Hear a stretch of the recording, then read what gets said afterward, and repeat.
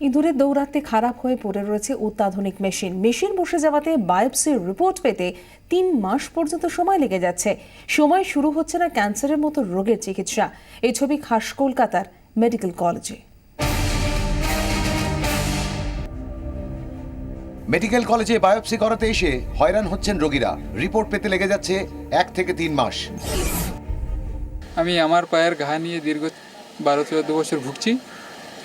এখন বিভিন্ন ছোটোখাটো ডাক্তার দেখিয়ে অবশেষে এখানে এলাম। এখানে আসার পর আমি মোটামুটি ডাক্তার প্রথমে সার্জারিতে দেখাতে আমাকে ওই একটা প্যাথোলজি রিপোর্ট করাতে বলার পরে আমি সেই সেন্টারে গেলাম। সেখানে গিয়ে মোটামুটি যেখানে জমা দিতে হয় রিপোর্ট পাওয়ার জন্য, তা সেখানে গিয়ে যোগাযোগ করলাম। আমি কাগজগুলো দেখালাম, তা উনি বলল 1 মাস সময় লাগবে।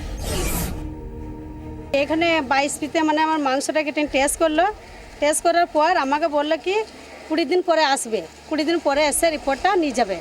এবার রিপোর্টটা আনতে গেলাম, আজ কি বলছি কি এই রিপোর্ট এখন দেওয়া হবে না, আবার সোমবারে আসতে হবে। আমার দিদির ক্যান্সার হয়েছিল, তাই রিপোর্টের জন্য আমি অপারেশন করেছিলাম।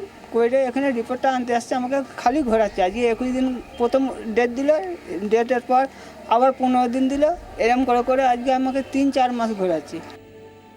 খারাপ হয়ে পড়ে আছে বায়োপসি করার অত্যাধুনিক যন্ত্র।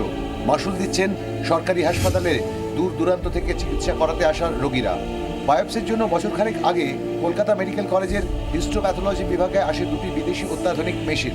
37 লাখ টাকা খরচ করে কেনা হয় অটো টিস্যু প্রসেসর, 35 লাখে কেনা হয় অটো স্লাইড স্টেনার। অটো স্লাইড স্টেনারের সাহায্যে 7 থেকে 8 দিনে গড়পড়তা 30 জন রোগীর বায়োপসি রিপোর্ট দেওয়া যায়। ইঁদুর ঢুকে পড়ায় বায়োপসির জন্য জরুরি অটো স্লাইড স্টেনার খারাপ হয়ে পড়ে আছে। যন্ত্রের বদলে হাতে পরীক্ষা করতে গিয়ে নষ্ট হচ্ছে সময়। বায়োপসির রিপোর্ট পেতে দেরি হওয়ায় ঠিক সময়ে রোগীদের চিকিৎসা শুরু করা যাচ্ছে না। ইঁদুর সার্কিটে শর্ট সার্কিট ইঁদুর, হ্যাঁ, সেটাই তো কোম্পানির লোক এসে এইসবগুলো বড় বড় বিল্ডিং, কিন্তু এনআরএসও তাই শুনছি বড় বড় মেশিনের ওইসবগুলো ইঁদুরের জন্য এত বড়।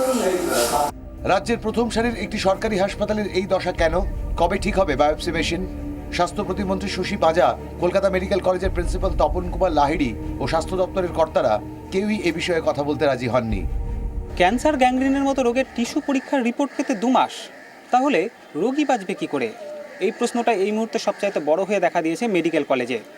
24 ঘন্টার জন্য ক্যামেরায় চাঁদ মিয়ার সঙ্গে কমলাক্ষ ভট্টাচার্য।